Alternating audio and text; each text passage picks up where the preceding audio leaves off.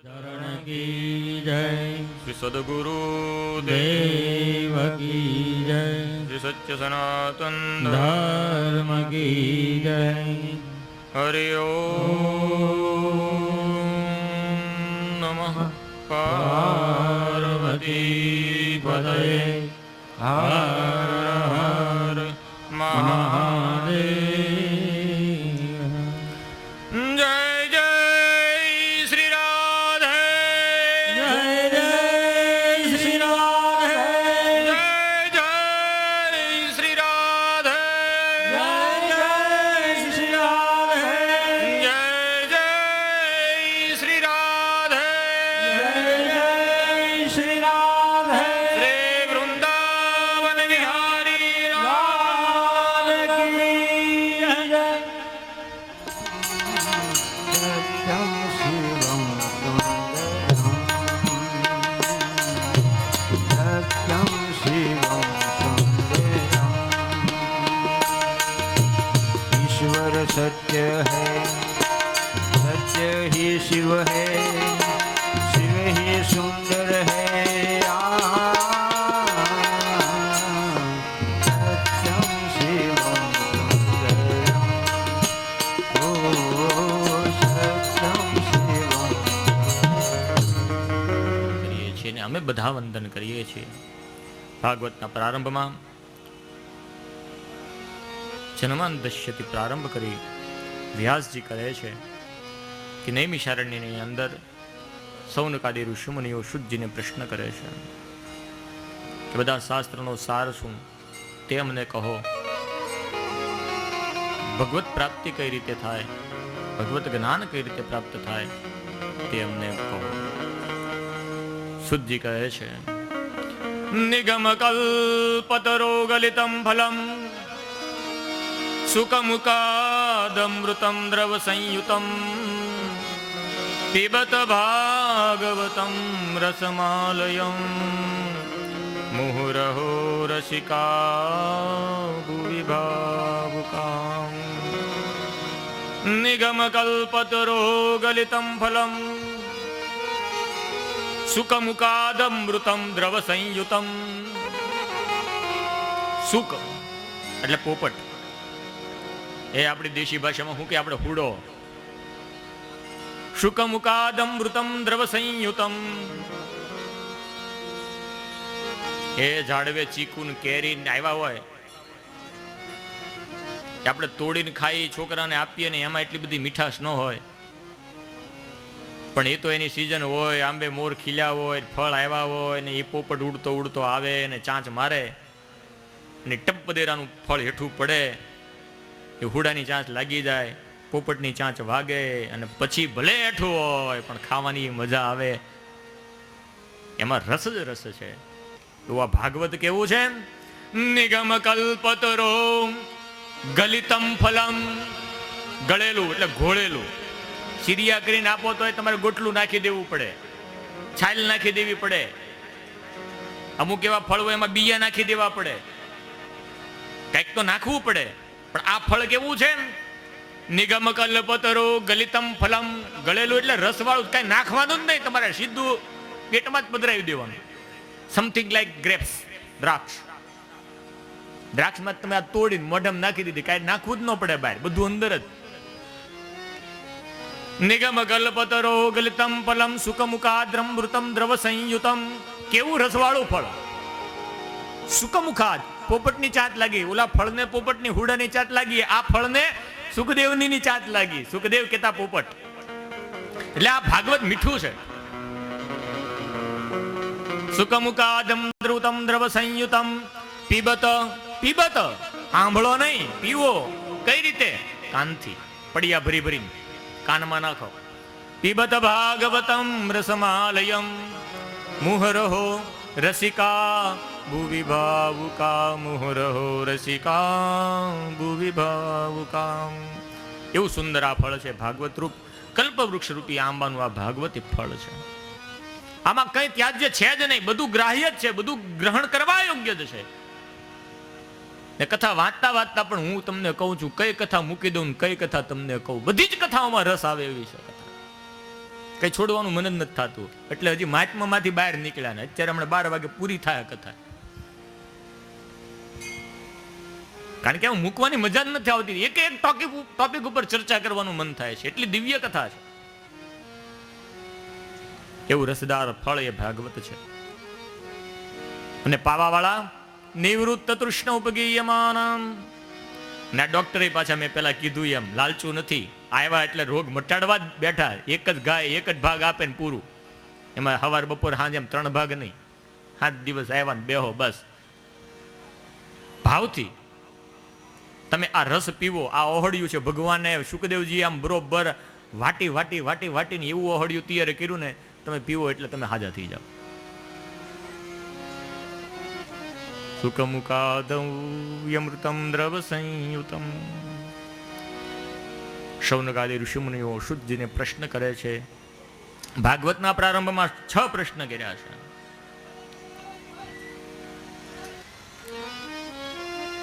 શુદ્ધજીને કહે છે કે સર્વ શાસ્ત્રોનો સાર છું. ઘડીક આ શાસ્ત્ર વાંચવું, ઘડીક આ વાંચવું, ઘડીક આ વાંચવું, પણ બધા શાસ્ત્રોનો સાર હું એક્ઝેક્ટલી બધા થઈને કહેવા શું માંગે છે અમને એ કહો. એટલે બધું વાંચવું ન પડે, માત્ર સૂત્ર આપી દો, બધા શાસ્ત્રનો સાર આપી દો. એટલે મેન જે તાત્પર્ય હોય અમને આપણે એટલો બધો જાજો સમય નથી ઘડીક આ ને ઘડીક આ ને ઘડીક આ વાંચવું. બધા શાસ્ત્રનો જે સારું હોય અમને કહો. બીજો પ્રશ્ન છે શ્રેય એટલે શું, કલ્યાણ કોને કહેવાય. ત્રીજો પ્રશ્ન એ કલ્યાણ એ શ્રેયની પ્રાપ્તિ આપણને કઈ રીતે થાય. ચોથો પ્રશ્ન ભગવાન વારંવાર અવતાર લે છે, ભગવાનના અહીં આવવાનું પ્રયોજન શું. પાંચમો પ્રશ્ન ભગવાન કયા કયા અવતાર લઈને આવ્યા અને કઈ કઈ લીલાઓ કરી એ અમને કહો. અને છઠ્ઠો પ્રશ્ન સૌનકાદી ઋષિમુનિ કહે છે કે ભગવાનની અનવતાર દશા હોય, ભગવાન જ્યારે પ્રત્યક્ષ સ્વરૂપમાં હાજર હોય, કોઈક લીલા અવતારમાં હોય, ત્યારે આપણને ખબર પડે કે ભગવાન જે કરે છે એ જ ધર્મ. પણ જ્યારે ભગવાનનું પ્રત્યક્ષ સ્થૂળ સ્વરૂપ અસ્તિત્વમાં ન હોય, ભગવાન કોઈ લીલા ન કરી રહ્યા હોય, ત્યારે ધર્મ કોના શરણે રહ્યો, ત્યારે ધર્મ શું એ કેમ ખબર પડે. ભગવાન હોય તો ખબર પડે કૃષ્ણ કરે છે એ ધર્મ, કૃષ્ણ કહે છે એ ધર્મ. રામનું અવતાર ચરિત્ર ચાલતું હોય ને આપણને ખબર પડે કે રામ છે એ જે કહે છે એ કરે છે એ ધર્મ. પણ જ્યારે કોઈ સ્થૂળ સ્વરૂપ ભગવાનનું અસ્તિત્વમાં ન હોય, ભગવાન જ્યારે લીલા ધારણ દેહ ન કરતા હોય, ત્યારે ધર્મ કોને કહેવો, અથવા અનવતાર દિશાની અંદર ધર્મ કોના શરણે રહ્યો તે અમને કહો. આ 6 પ્રશ્નના ઉત્તરમાં એક એક પ્રશ્નના ઉત્તર આપતા 2 સ્કંદ એટલે 6 પ્રશ્નના ઉત્તરમાં 12 સ્કંદ એની રચના થઈ. આમ તો મૂળ વ્યાસજીએ કીધું છે, પણ 12 સ્કંદની અંદર શ્રી સૌનકાદી ઋષિ મુનિઓને સુત પુરાણી કથા કહે છે. નારાયણમ નમસ્કૃત્યમ નરચૈવ નરોત્તમમ દેવી સરસ્વતી વ્યાસઃ તતો જયમુદીરયેત. ભગવાનના 24 અવતારની કથા એ ભાગવતની કથા. પ્રત્યક્ષ ભગવાન શ્રી હરિ નારાયણ આ ભાગવતની અંદર બિરાજમાન છે. ભગવાનમ ઉદિતમ મિતિ ભાગવતમ ભગવાનમ પ્રોક્તમ મિતિ ભાગવતમ. સૌનકાદી ઋષિમુનિ અને સુત પુરાણી 12 ભગવાનના 24 અવતારની કથા કહે છે. પ્રારંભમાં પહેલા સ્કંદના પ્રથમ અધ્યાયની અંદર 6 પ્રશ્નના ઉત્તરમાં વ્યાસ સુત પુરાણી કહે છે કે ભગવાને 24 અવતાર ધારણ કર્યા. ભગવાનના અનેક અવતાર છે, એમાં મુખ્ય અવતારોની કથા હું તમને કહું છું. ભગવાન સૌ પ્રથમ સનત કુમાર થયા, તપ કર્યું, બ્રહ્મચર્યનું પાલન કર્યું. બીજા અવતારમાં ભગવાન વરાહ બન્યા. આ પૃથ્વીને સમુદ્રની અંદરથી વરાહ સ્વરૂપમાં હિરણ્યકશિપુને મારી, હિરણાક્ષને મારી અને પૃથ્વીને બહાર કાઢી. ત્રીજા અવતારની અંદર ભગવાન દેવર્ષિ નારદ થયા, બ્રહ્મ તત્વનો ઉપદેશ કર્યો, વિષ્ણુ તત્વનો ઉપદેશ કર્યો. ચોથા અવતારની અંદર ભગવાન નર નારાયણ થયા અને તપશ્ચર્યા કરી. પાંચમા અવતારમાં કપિલ ભગવાન થયા, સાંખ્ય શાસ્ત્રનું દર્શન કરાવ્યું, માતાને મુક્તિ અપાવી. છઠ્ઠા અવતારે અત્રિ અનસુયાને ત્યાં ભગવાન દત્ત દુર્વાસા અને ચંદ્રમા બનીને આવ્યા. સાતમા અવતારની અંદર રુચિ અને આકૃતિથી યજ્ઞ નારાયણ થયા અને સાથે દક્ષિણા નામની કન્યાને પણ વર્યા. આઠમા અવતારે નાભી રાજાને ચા મેરુદ્વીવીથી ઋષભદેવ રૂપે પ્રગટ થયા, જે જૈનોના પ્રથમ તીર્થંકર કહેવાય છે. આપણા ભગવાનના વિષ્ણુના આઠમા અવતાર છે. નવમા અવતારે પૃથુ રાજા બન્યા અને ધર્મ કોને કેવો એ બતાવ્યું. દસમા અવતારે મત્સ્ય બની સત્યવ્રત મનુષ્ય સહિત ઔષધિઓની રક્ષા કરી. 11મા અવતારે કુર્મ બન્યા, મંદરાચલ પર્વતને પોતાની પીઠ ઉપર ધારણ કર્યો. 12મા અવતારે ધન્વંતરી બન્યા, અમૃતનો કુંભ લઈ અને સમુદ્ર મંથન વખતે પ્રગટ થયા. 12મા અવતારે ધન્વંતરી, 13મા અવતારે મોહિની થયા. આ કુર્મ, ધન્વંતરી અને મોહિની આ ત્રણેય અવતાર સમુદ્ર મંથન વખતે ભગવાન વિષ્ણુના થયા. 14મા અવતારે નૃષિ બન્યા, સ્તંભમાંથી પ્રગટ થયા, હિરણ્યકશિપુને માર્યો, પ્રહલાદની રક્ષા કરી. 15મા અવતારે વામન બન્યા. પંચદશમ વામનકમ, 3 ડગલાની અંદર બધું માગ્યું. 2માં પૃથ્વી અને આકાશને લીધા, 3જામાં બલિને પોતાનો કર્યો. 16મા અવતારે પરશુરામ બન્યા. 21 વખત દુષ્ટ રાજાઓને મારી અને ધર્મનું સ્થાપન કર્યું. બ્રાહ્મણોને રાજ્ય આપ્યું, પણ બ્રાહ્મણોએ કીધું અમારે જોતું નથી, અમારે હવન થાય એટલી જગ્યા હોય ને તોય કાફી છે. દક્ષિણામાં વળી યજમાન મેલ આપી દે ને તો બ્રાહ્મણ ન રહેવાય, એને ઝૂંપડી બરોબર. એટલે પરશુરામ ભગવાને 21 વખત નક્ષત્રિય કરી હતી, પણ કેવા રાજાઓને માર્યા છે? દુષ્ટ રાજાઓ હતા, વેન જેવા રાજાઓ હતા ને, જે ખોટા વેને ચડ્યા હતા એને. ને આજે પણ જ્યારે જ્યારે દેશની અંદર અયોગ્ય અને પાપી રાજાઓ હશે ને, ત્યારે એનો નાશ બ્રાહ્મણના હાથે જ થશે. એક બ્રાહ્મણ મરી ગયા હમણાં સ્વદેહે, અટલ બિહારી વાજપેયી. પછી હવે એવો કોઈ બ્રાહ્મણ છે નહીં અત્યારે. સત્તાના ક્ષેત્રમાં પણ બ્રાહ્મણો હતા, પણ નીતિવાળો કહેવાય, એ પક્ષની કોઈ વાત જ નથી. પણ જે છે સાચો એને સાચો કહેવામાં નાય ન પડે. તો અધર્મીઓનું જેદી રાજ આવશે ત્યારે બ્રાહ્મણો જ અવાજ ઉઠાવશે. એટલે પરશુરામ ભગવાને દુષ્ટ રાજાઓનો સંહાર કર્યો. 21 વખત નક્ષત્રિય આ પૃથ્વીને કરી છે. 17મા અવતારે ભગવાન વ્યાસ થયા, પારાશર અને સત્યવતીથી પ્રગટ થયા, વેદોનો વિસ્તાર કર્યો.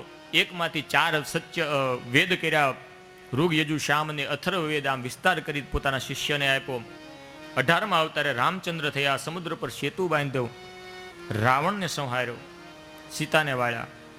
19મા અને 20મા અવતારે દ્રાપરમાં બલભદ્ર અને કૃષ્ણ થયા, અને 21મો અવતાર તે હવે બુદ્ધનો થયો, અને હવે 22મો અવતાર તે કળિયુગમાં દક્ષિણમાં એક બ્રાહ્મણને ત્યાં કલ્કીના રૂપમાં ભગવાન અવતરશે. આવો સંકેત કર્યો. આ ભગવાનના 22 અવતારની કથા કીધી. શૌનકાદી ઋષિ મુનિઓ કે ભગવાન તમે તો 24 અવતારની કથા કહેવાના હતા ને, આ 22 ક્યાં અટકી ગયા? બીજા 2 ગોતીને લાવો, 24નો મેળ તો પૂરો કરવાનો જ. તે સુદજી કહે તો એક તો ભગવાનનું હરિ સ્વરૂપ છે, એક છે નર અને એક નારાયણ, તો એ 2 છે. બીજું તમને કીધું કે કૃષ્ણને દાવું એમ 2 એક જ જન્મમાં મેં ગણાવ્યા. એ ભગવાનનું એક સ્થૂળ સ્વરૂપ ને એક ભગવાનનું અસ્થૂળ સ્વરૂપ, જે નથી દેખાતું ઈ ને જે દેખાય છે, આ બધા જ ભગવાનના સ્વરૂપ છે. અવતારાહ સંખ્યાયા હરે, આ તો 24ની ગણતરી કરી, બાકી ભગવાનના જેટલા માથા એટલા ભગવાન, ટુંડેર જેટલા મુંડા દેખાય બધા ભગવાન જ છે. જ્યારે તો 33 કોટી થાય ને. એક હરિ અવતાર થયો ભગવાનનો, કે ભાઈ હરિ એક ક્યાં છો? એ તો 2 છે. એક તો મધુવનમાં ધ્રુવને દર્શન આપ્યું હતું, અને બીજું ગજેન્દ્રનો મોક્ષ કર્યો, ચારેય હરિ પ્રગટ થતા હતા. 2 વખત હરિ થયા તો 24ની જગ્યાએ 26 થઈ ગયા, તો વધી ગયા. તો એમાં ગણતરી શું કરો છો? આ તો 24ની વાત કીધી, બાકી તો અવતારા સંખ્યા હરે, ભગવાનના અવતાર અનેક છે. ક્યારેક દેખાય છે ને ક્યારેક નથી દેખાતા. એક સ્થૂળ અને એક સૂક્ષ્મ સ્વરૂપ છે ભગવાનનું. તો ભગવાનના અવતારોની કથા કીધી. કહ્યું છે કે ભાગવત શાસ્ત્રની રચના, ઇદમ ભાગવતમ નામ પુરાણમ બ્રહ્મ સંમિતમ ઉત્તમ શ્લોક ચરિતમ ચકારા ભગવાન સ્મૃતિ. ભાગવત કથાની અંદર ભગવાનના બધા જ અવતારોની કથા સૌનકાદી ઋષિમુનિઓ અંદર છે.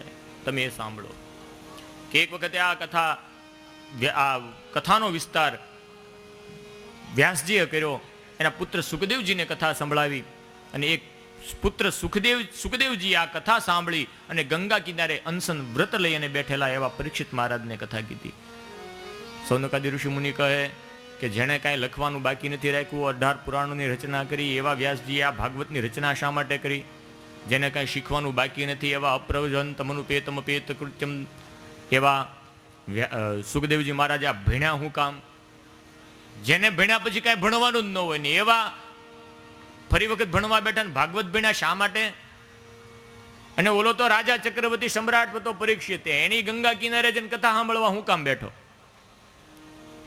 એટલે તમે અમને ડિટેલમાં કહો, ઉતાવળે નહીં. વ્યાસજી એ બધું લેખ 18 પુરાણો લખ્યા છતાંય આ લખવાની જરૂર શા માટે પડી? સુખદેવજી બધું ભણી ગયા હતા છતાં આ ભણવાની જરૂર શું કામ પડી? ઓલો પરીક્ષિત ચક્રવર્તી સમ્રાટ હતો, એ ગંગા કિનારે બેહીને એક જગ્યાએ આસન વાળીને બેહી ગયો ને કથા સાંભળવા બેહી ગયો. શા માટે બેહી ગયો આ અમને કહો. ને તમે કહો છો કે પરીક્ષિતને શ્રાપ થયો બ્રાહ્મણનો, તો એ ધર્મનો જ્ઞાતા, ધર્મનિષ્ઠ રાજા, અને એને બ્રાહ્મણનો શ્રાપ થાય? આ કઈ વાત સમજમાં આવતી નથી. તો હવે છે ને અમને આ કથા વિસ્તારથી કરો.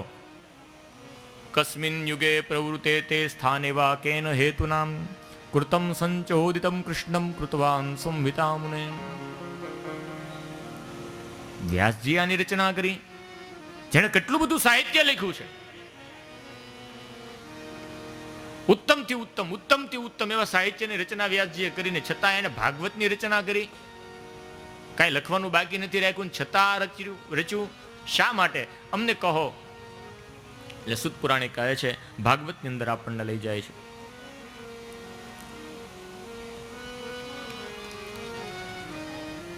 કે સત્યવતી અને પારાસ્થી દ્વાપરના અંતમાં પારાસર્ય મહાભાગવતમ ભવતમ કચ્ચિદાત્મનમ પરિસ્તુષ્યમ શારીરાત્મા માનસે ભવામ. એક વખત આશ્રમની અંદર વ્યાસજી ખિન્નમયસ્ક ઉદાસ થઈ અને બેઠેલા છે. એ વખતે નારાયણ જાપ કરતા નારદ મુનિ વ્યાસજીના આશ્રમમાં પધાર્યા. વ્યાસજીને ચિંતાગ્રસ્ત જોતા નારદ મુનિ બોલ્યા કે ભગવાન વ્યાસજી, હવે ચિંતામાં શા માટે? લોકો જ્યારે ચિંતામાં હોય ને તે તમારા શાસ્ત્રનો આધાર લે, પોતે મોટિવેટ થાય. બધા મોટિવેટર નથી આવતા વળી સભાઓ ભરીને બેઠા બધાને આવો હું તમને શીખવાડું, જીવન જીવતા શીખવાડું. મોટિવેટરો વધી ગયા કે લોકો જ્યારે મોટિવેટર માંદો પડે ને ત્યારે તમારા શાસ્ત્રનો આધાર લે, અને એ તમે જ મોટિવેટર, અત્યારે તમે જ ઉદાસ. વ્યાસજી કહે કે નારદ તું કે એ વાત તો સાચી, એટલું બધું મેં લખ્યું કાંઈ બાકી નથી રાખ્યું, પણ હજી એમ લાગે કે જે મારે લખવું જોઈએ એ તો મેં લખ્યું જ નથી. સચિન તેંડુલકર આટલો બધો વળી ફર્સ્ટ ક્લાસ ક્રિકેટર હતો ને છતાં એના ઇન્ટરવ્યુમાં એને કીધું હતું કે એટલી બધી સેન્ચુરી મેં મારી, એટલા બધા રેકોર્ડ તોડ્યા, પણ હજી મને એમ લાગે કે મેં મારી ઓરિજિનલ ક્રિકેટ છે ને હું રમ્યો જ નથી. જે મને એમ લાગે કે હું આ એચીવ કરી શકું છું, જે મારો ટાર્ગેટ હતો હજી મેં પૂરો કર્યો જ નથી. હજી મને એમ લાગે કે હજી મેં કંઈ કર્યું જ નથી મારા ક્ષેત્રની અંદર. વ્યાસજી ચિંતામાં પડ્યા કે એટલું બધું લખ્યા છતાં મને એમ લાગે કે કાંઈક મિસ થાય છે, ક્યાંક ખૂટે છે, ક્યાંક ઘટે છે. એટલે નારદ કે હા હવે અહીંયા ઉઠપાડ કે નીચે. વ્યાસજી તમે આ બધું લખ્યું ને એ બધી જ્ઞાનની જ મોટી મોટી વાતો કરી. આમ કરો તો આમ થઈ જાય ને, આમ કરો તો આમ થઈ જાય ને, તમે આમ કરો ને, તમે ફલાણું કરો ને, તમે ઢીકણું કરો ને. પ્રેમને વધારે એવું શાસ્ત્ર કોઈ રચ્યું? એ વાત સાચી વ્યાસજી કે મોટી મોટી જ્ઞાનની વાતો વ્યાસજીએ કરી.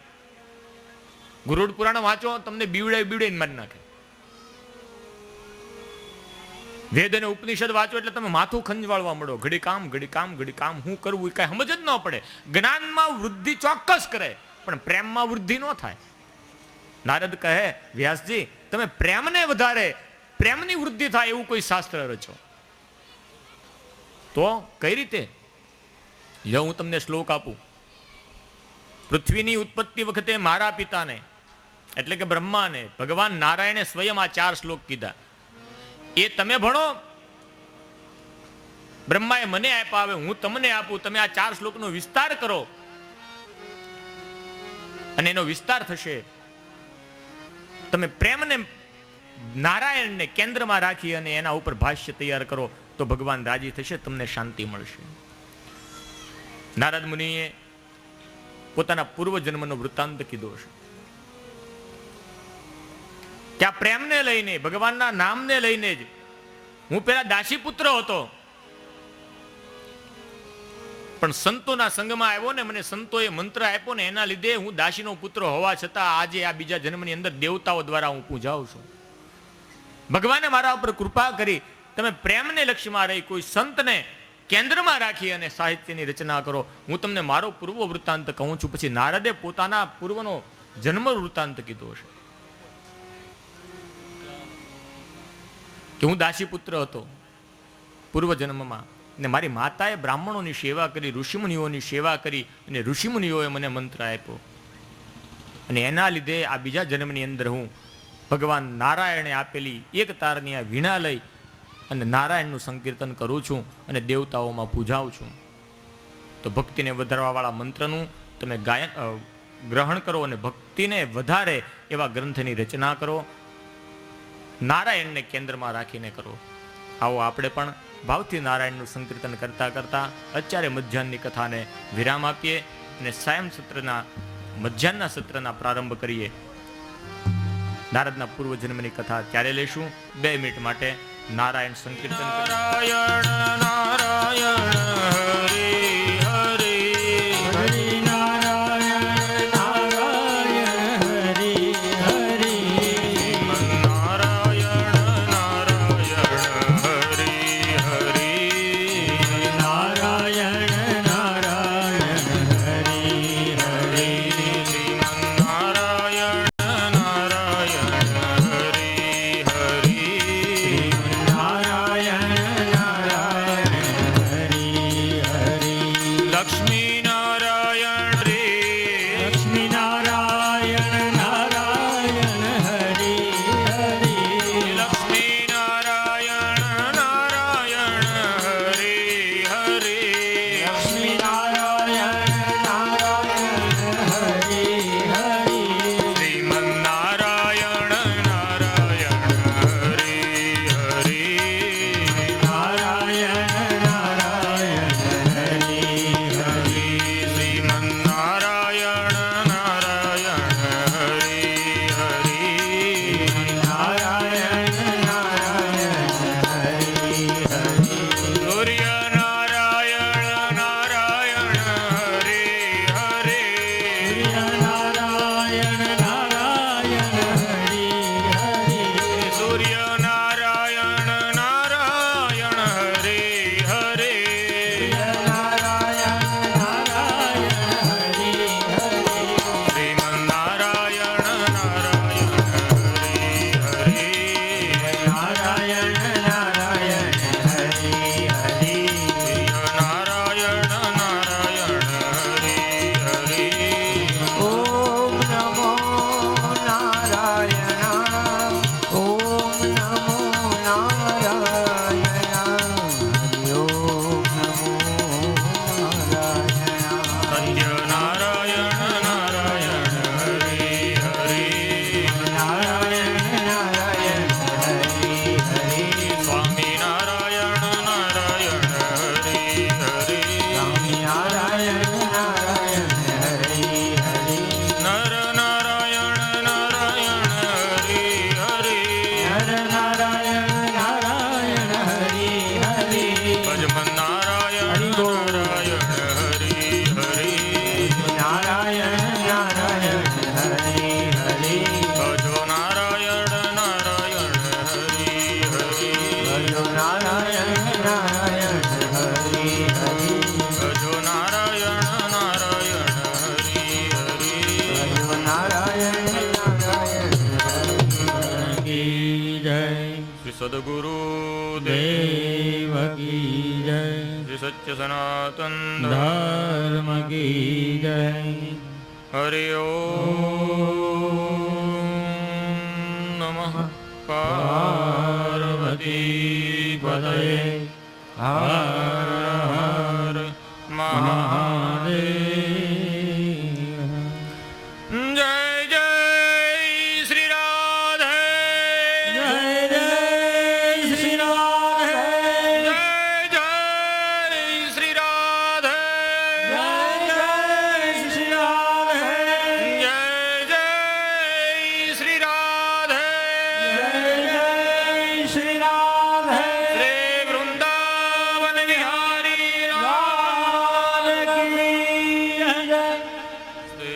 શ્રી ગણેશાય નમઃ.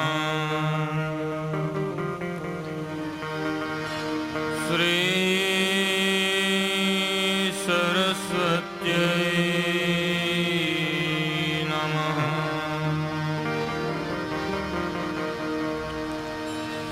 શ્રી ગુરુભ્યો નમઃ.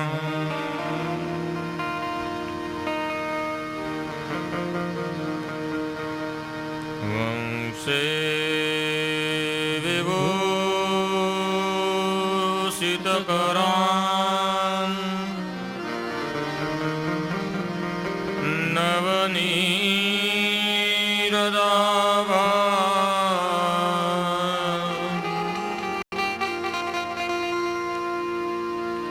પીતાંબરા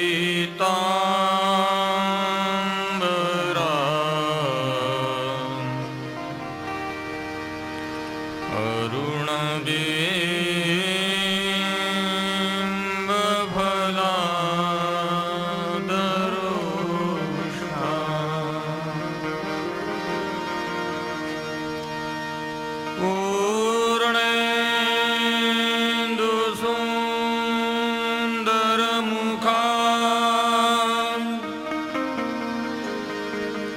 અરવિંદ નેત્રા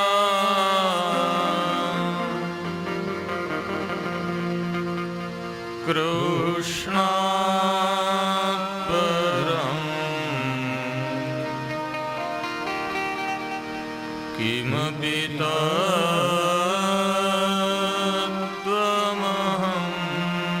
ન જાને.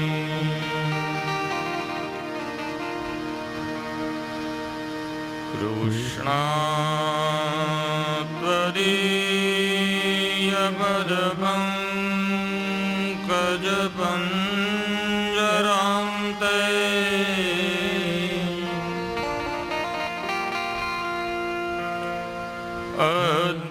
અદ્યૈવ મે વિશતુ માનસરાજહંસ. પ્રાણ પ્રયાણ સમયે કફવાત પિત્તે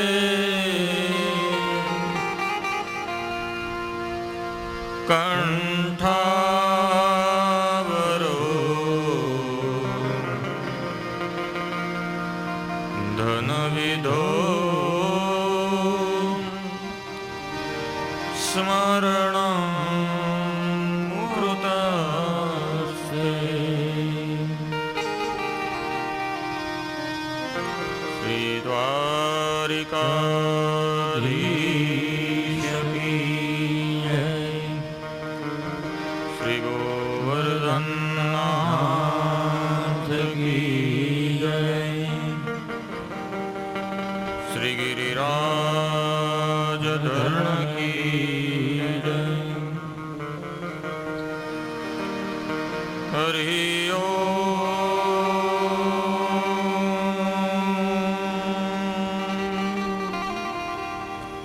નમઃ પાર્વતી પતયે. હર હર મહાદેવ.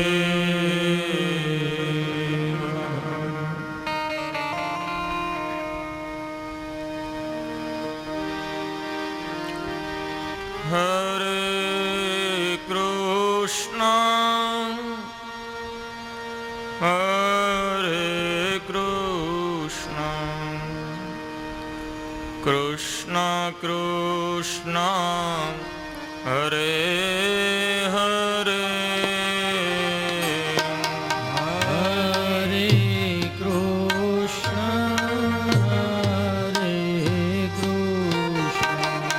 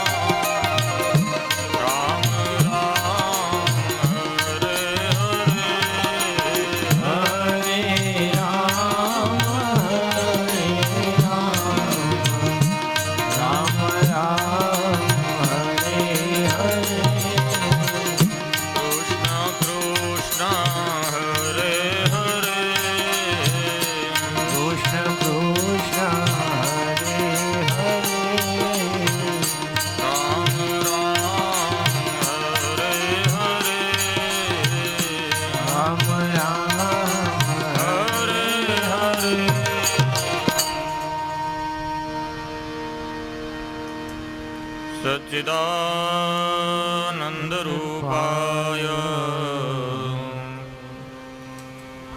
विश्वोत्पत्त्यादिहेतवे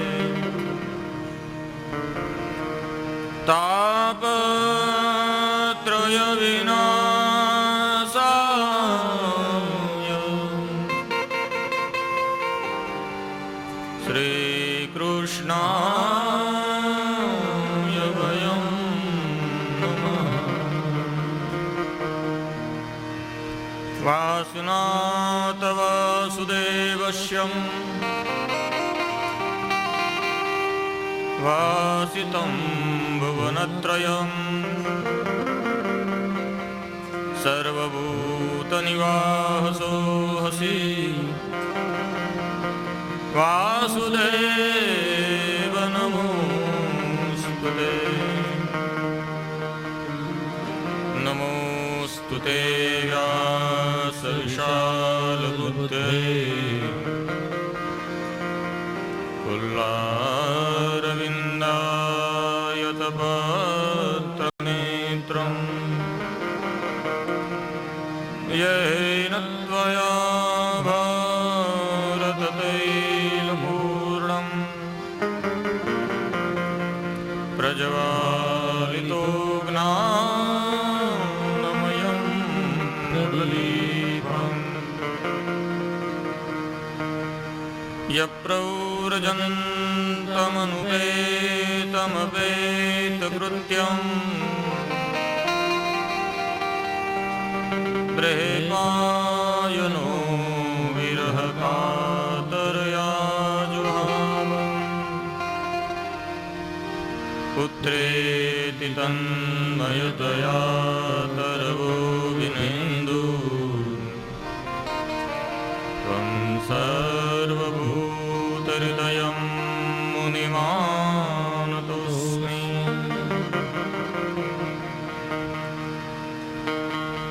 वक्रतुण्डमहाकाय सूर्यकोटिसमप्रभ निर्विघ्नं कुरु मे देव सर्वकार्येषु सर्वदा।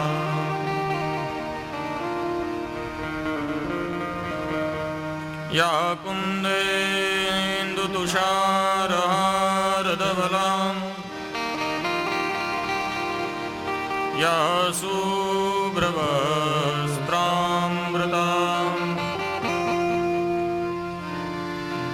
या वीणावरदण्डमण्डितकरा या श्वेतपद्मासना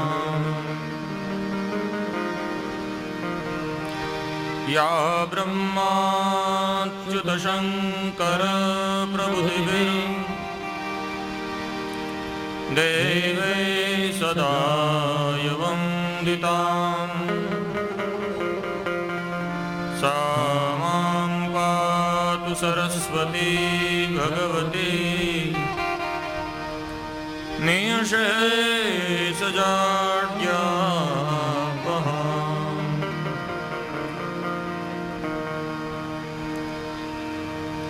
गुरुर्ब्रह्मा गुरुविष्णु गुरुदेवो महेश्वरा गुरुर्साक्षात् परब्रह्म तस्मै श्री गुरुवे नमः।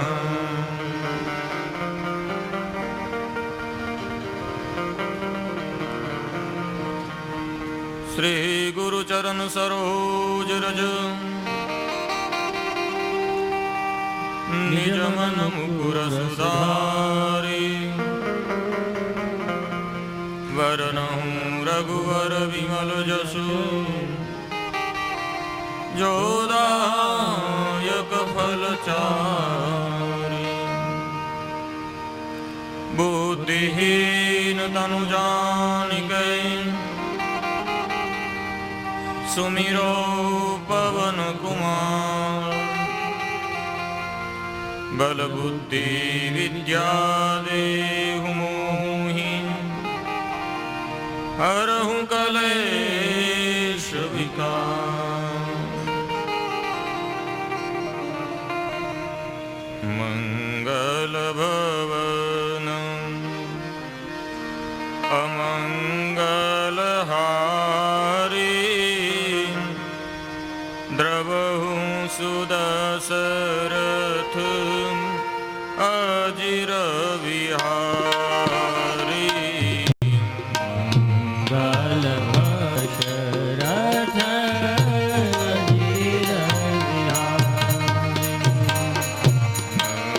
મંગલ ભવન અમંગલ હારી દ્રવહુ સુદશરથ અજિર વિહારી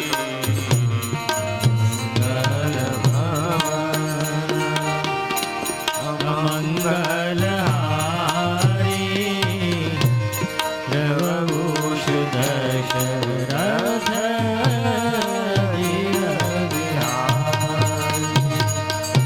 જય જય જય હનુમાન ગોસાઈ જય જય જય હનુમાન ગોસાઈ જય જય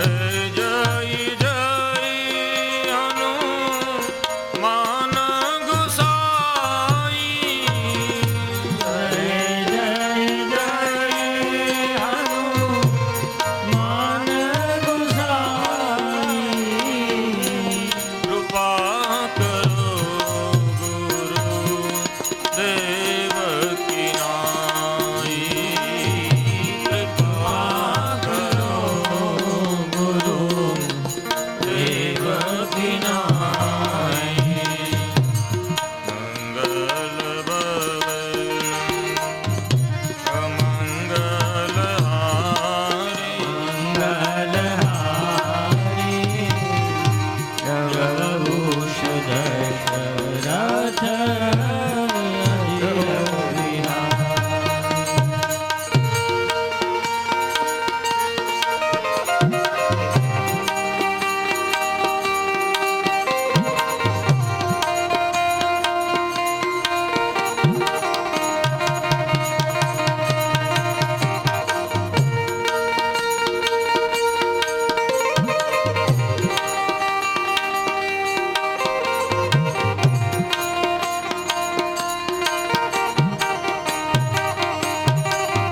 પરાશર્ય મહાભાગમ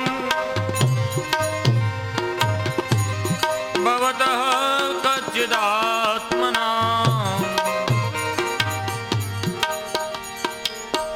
પરિતુષ્યતિ શારીરઃ આત્મા માસૈવ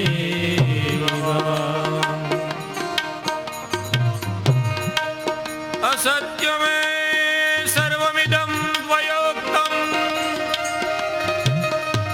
तथापि नात्मा परितुष्य मे तन्मूलम् अग्रवादबोधम् उच्यामहे त्वां भवतात्मभूतम् सुदशरथ अजिर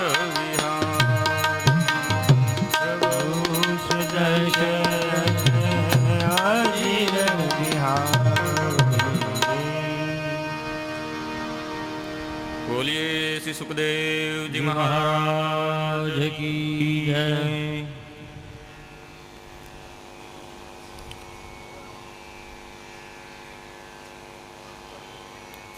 इष्टदेव गोपनाथ महादेवना चरणમાં વંદન, ગ્રામ દેવતા ભગવાન હનુમાનજી મહારાજના ચરણમાં વંદન, ઉપસ્થિત સૌર વિપ્ર વડીલોને વંદન, આપ સૌના હૃદયમાં બિરાજતા નંદનંદનને વંદન, સૌને જય શ્રી કૃષ્ણ.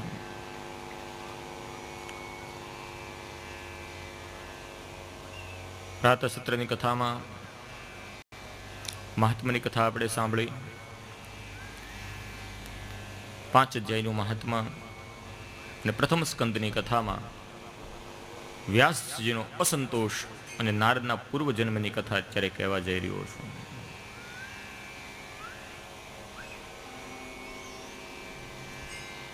અસંખ્ય શાસ્ત્ર, 18 પુરાણ, વેદ, ઉપનિષદાદિઓની રચના કરવા છતાં વ્યાસજીને સંતોષ નથી. એ સંતોષ કોણે આપ્યો? ભાગવતજીએ.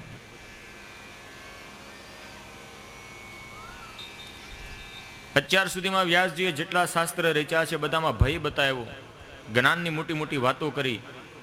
કલિયુગના લોકોને નારદ મુનિ કહે છે, વ્યાસજી આ જ્ઞાનની મોટી મોટી વાતો પચશે નહીં, રૂચશે નહીં, ગમશે નહીં. ને પરાણે કથામાં બેઠો ને જ્ઞાનની મોટી મોટી વાતો ગમે પણ ખરી, પણ પચવા યોગ્ય નથી એ. ને જ્ઞાન કદાચ પચી પણ જાય ને તો એ અજીર્ણ કરે. એમ જ્ઞાન વધી જાય ને તો એ અહંકાર, અભિમાન ઊભું કરે. એટલે હે વ્યાસજી, તમે આ જ્ઞાનની વાતો રહેવા દો અને પ્રેમને વધારે ભગવાનના ગુણ ગાય એવું કોઈ શાસ્ત્ર રચો. લ્યો, હું તમને આધાર આપું. અને આ ગુણનો આધાર મેં લીધો અને દાસી પુત્ર હોવા છતાં અત્યારે બીજા જન્મમાં હે વ્યાસજી હું દેવતાઓમાં પૂજાઉં છું, દેવ ઋષિ કહેવાઉં છું. સાંભળો વ્યાસજી, પૂર્વજન્મમાં હું એક દાસીનો પુત્ર હતો. મારી માતા એકલી, ગરીબડી.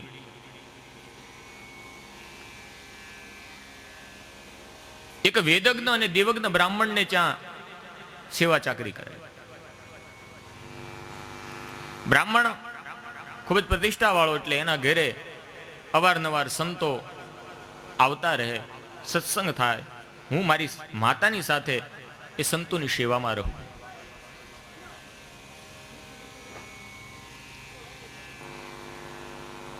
મને સંતોના દર્શનનો લાભ પ્રાપ્ત થાય.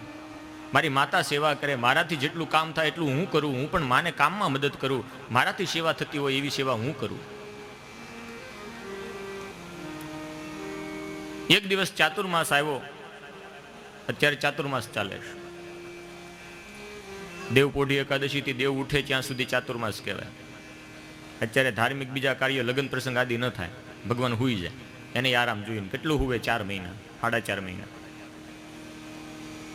એવું હું તો નથી. આપણે કઈ દેવ પોઢ્યા, પણ એ હકીકતે બલિની સેવા કરે, ભાલું લઈને ઉભો પાતાળમાં.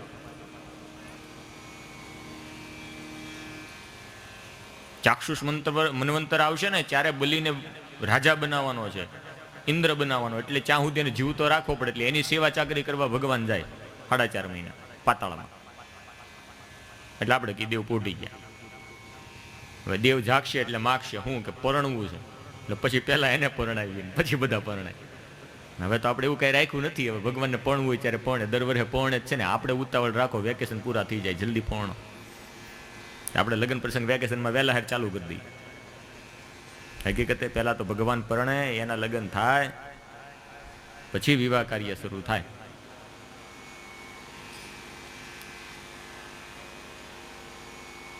તો નારદ મુનિ કહે છે, ચાતુર્માસ આવ્યો, સંતો આવ્યા, આ બ્રાહ્મણને ચા, મારી માતા એની સેવા કરે, ચાકરી કરે, હું પણ મારાથી થતું કામ બધું કરું.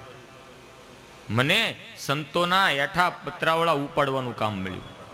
જુઓ, કોઈ કામ નાનું નથી હો. કોઈ પણ કામ આવા ભગવત કાર્યની અંદર થતું હોય ને, એની અંદર કોઈ પણ કામ હોય એ શ્રેષ્ઠ જ છે.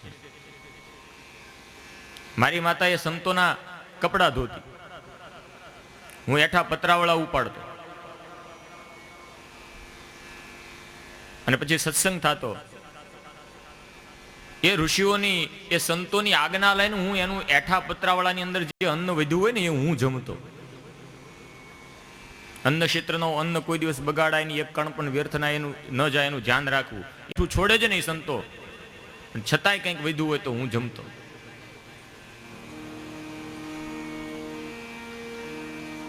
મારી માતા દાસી હતી, નોકરડી હતી, સેવા કરતી, અને એને એ સેવાનો લાભ મળ્યો. આવા સત્સંગ સત્ર ચાલતા હોય ને એની અંદર કોઈ પણ કામ થતું હોય ને ઉપાડી લેવું, એ સેવા છે. મધ્યાહન સત્રની અંદર અહીંયા કોઈ ન હોય ને, ઝાડુ લેવું પડે ને તો લઈ લેવું. મંચ સાફ કરવાનું થાય ને તો સાફ કરી લેવું. આરતીના ટાઈમે ઉપર વહી આવવાનું બધાને ગમે, પણ આરતી થઈ ગયા પછી એ સફાઈ કરવાનું કોઈને નથી ગમતું.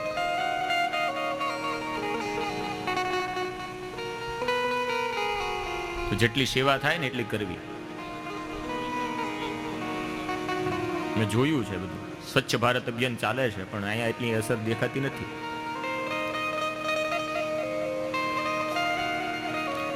જે કંઈ પણ સેવા મળે એ સેવા હું કરતો. નારદ મુનિ કહે છે, પૂર્વજન્મની વાત છે. ચાતુર્માસમાં સત્સંગ થયો, અંતે ચાતુર્માસ પૂરો થયો, સંતો પોતાના આશ્રમે જવાની તૈયારી કરવા લાગ્યા. મેં પણ હઠ પકડી કે હે મહાત્માઓ, મને તમારી સાથે લઈ જાઓ ને. એટલે પેલા સંતોએ કહ્યું કે તું હજી નાનો બાળક છે અને તારી સંપૂર્ણ જવાબદારી તારી માતાની સેવા છે. નાનો બાળક છે ને તું એમ કહે છે કે અમારે તમારે યારે આવવું, તો એમ જતા ન તને લઈ ન જવાય. તારી માતા છે ને હજી જીવે છે, એની બધી જ જવાબદારી તારા ઉપર છે, તારે એનું વહન કરવું જોઈએ. જો આ છે ભારતના સંતો. અત્યારના સંતો હોય તો સારું, કામ આવીશ, કપડા ધોવા, હાલ. જરૂર છે ને હમણાં અમારે એક ચેલો જોઈએ છે, અમારે કેતન દાદા ગોતે બે દીધા કે વસ્ત્ર ધોવા વાળો કોઈ હોય ને તો મળી જાય છે. નારદ ને મળે, તમને નહીં મળે. તો પણ સંતોએ ના પાડી કે નહીં, બધી જ જવાબદારીઓમાંથી તું મુક્ત થાયશ ત્યારે તું આવજે. ત્યાં સુધી તને એક આધાર આપીએ. શું? આ મંત્ર આપીએ છીએ, એનું રટણ કરજે. જોવો, જવાબદારી મૂકી અને વયું જવું એ ત્યાગ નથી, એ છુટકારો છે. સંતો એને હારે ન લીધો, કારણ કે તારા પરિવારની જવાબદારી, તારી માતાનો એકનું એક બાળક હતું, તારા પિતાની હાજરી નથી, અને અમે તને લઈ જઈ, તારી માતા કોના સહારે રહે? એટલે એમ અમે તને લઈ ન જઈએ. તારી બધી જવાબદારીઓ છે, એને તું નિભાવ. વાતો સંસારમાં કંટાળે, બધાની જવાબદારી ઉઠાવવી ન પડે એટલે હું કહે કે ભગવા પહેલે, પછી વયો જાય જુનાગઢ. ઘર છોડ કે વન में वास कियो, मन वासना त्याग कियो ही नहीं, पंच केश बढ़ाए के धुनी तपे सतब, भोग हरि को दियो ही नहीं. તો એ તોળી સંસારને હારે લઈને જાય. ભલે સંસારમાંથી વયો જાય, પણ સંસાર તો મનમાં ભરીને જાય. તો એને ત્યાગ નથી કીધો, એને છુટકારો કીધો. તારી સંપૂર્ણ જવાબદારીમાંથી તું નિવૃત્ત થા, પછી તું અમારી પાસે આવજે. જ્યાં સુધી તને અવલંબન આપીએ, ત્યાં સુધી તને એક આધાર આપીએ છીએ. આ વાસુદેવ ગાયત્રી મંત્ર છે, એનું તું રટણ કરજે. અને સાધુ સંતોએ નારદ મુનિને પૂર્વજન્મની અંદર વાસુદેવ ગાયત્રી મંત્ર આપ્યો છે. 8 અક્ષરના 4 ચરણ છે. એટલે વાસુદેવને ધીમહિ શબ્દથી સંબોધિત છે, માટે વાસુદેવ ગાયત્રી છે. ભગવાનના 4 નામ છે.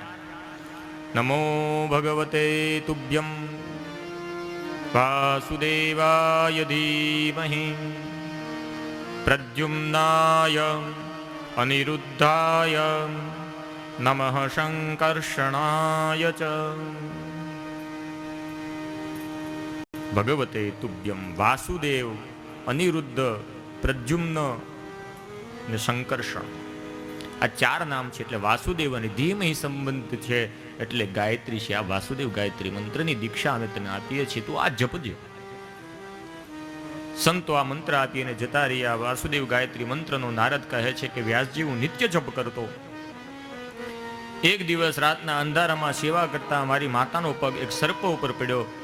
સર્પે દંશ દીધો, મારી માતાનું મૃત્યુ થયું. મને હર્ષ ન છો, મને શોક ન થયો,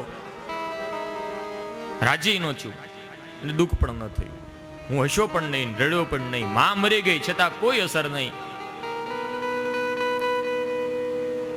તુકારામની પત્ની મરી ગઈ,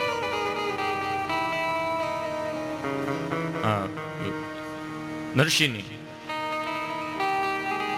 તે નરસિંહ મહેતાને શોક જ ન થયો. ભલું થયું ભાંગી જંજાળ, હવે સુખે વધશું શ્રી ગોપાલ. તુકારામની પત્ની બહુ કર્કશા, બહુ હેરાન કરે તુકારામને. તે વિઠ્ઠલનાથના મંદિરમાં જાય અને બે હાથ જોડીને વિઠ્ઠલનાથની સામે ઉભા રહે કે હે વિઠ્ઠલ તે કૃપા કરી હો. પત્ની કર્કશ હાલ્યો, ટક ટક ટક ટક ટક ટક આખો દી ચાલુ જ રહી તુકારામને. તો તુકારામ રાજી વિઠ્ઠલનાથના મંદિરમાં જઈને બે હાથ જોડીને વિઠ્ઠલનાથને કે વિઠ્ઠલનાથ તે કૃપા કરી, આવી પત્ની આપી, હારું છું આવી આપી, હારી આપી હોત ને તો હું સંસારમાં જ પીડ્યો રહેત. આ આવી આપી ને કર્કશા એટલે મારું મન સંસારમાં લાગતું નથી, મારું મન તારામાં લાગે.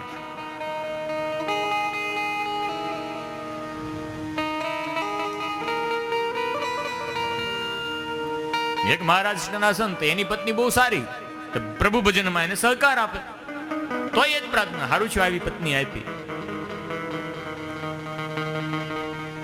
નરસિંહ મહેતાની પત્ની મરી ગઈ તો એ કે ભલે હારું છું, ભલું થયું, ભાંગી જંજાળ, હવે સુખે વધશું સૂર્ય ગોપાલ. નારદ મુનિ કહે મારી પત્નીને સર્પ, મારી માતાને સર્પદંશ થયો, મને હર્ષ ન થયો, મને શોક ન થયો, થયું એક જવાબદારી હતી આજથી પૂરી. માતાનું શ્રાદ્ધાદિક કર્મ કરી અને હું એ ઘરનો ત્યાગ કરી અને વનમાં વિચરણ કરવા ગયો. જે પેલા ઋષિ મુનિઓએ મને વાસુદેવ ગાયત્રી મંત્ર આપ્યો એનું હું નિત્ય જપ કરતો, રટણ કરતો, ધ્યાન લગાવ્યું, પરમાત્માનું આરાધન કરું છું. મારી આંખો બંધ છે અને નારાયણ મારા ઉપર રાજી થયા અને મને અંતર આત્માની અંદર દર્શન આપ્યા. મારી આંખો ખુલી ગઈ. હું આજુબાજુ જોવા લાગ્યો, ક્યાં છે નારાયણ જેને મને દર્શન આપ્યા. ફરી આંખો બંધ કરી, ત્યારે પણ એ નારાયણ દેખાયા નહીં. ફરી બહાર જોયું, બહાર કાંઈ મને નારાયણ દેખાતા નથી. હું એ દર્શનને માટે તલપાપડ થવા લાગ્યો, ત્યારે આકાશવાણી થઈ, નારદ શોક ન કર, હે પુત્ર, જ્યારે આ દેહનો તું ત્યાગ કરીશ ને ત્યારે તું મને પામીશ. પછી તો બ્રહ્માની રાત્રિ થઈ, બ્રહ્માએ શયન કર્યું, એક કલ્પની રાત્રિ પૂરી થઈ અને બ્રહ્માએ જાગૃત થયા અને ત્યારે જે સૃષ્ટિનો વિસ્તાર થયો ત્યારે બ્રહ્માના નાસિકામાંથી, બ્રહ્માના માનસ પુત્રની તરીકે સનત કુમારોની સાથે સાથે હું પણ ઉત્પન્ન થયો. આ વેણુ, આ વીણા મને આપી છે ભગવાને, નારાયણે મને આશીર્વાદ આપ્યા. નારાયણનું ભજન ગાઉં છું, નારાયણ નારાયણ કરું છું. દેવતાઓની અંદર, દેવોની અંદર હું પૂજાઉં છું ને દેવર્ષિ કહેવાઉં.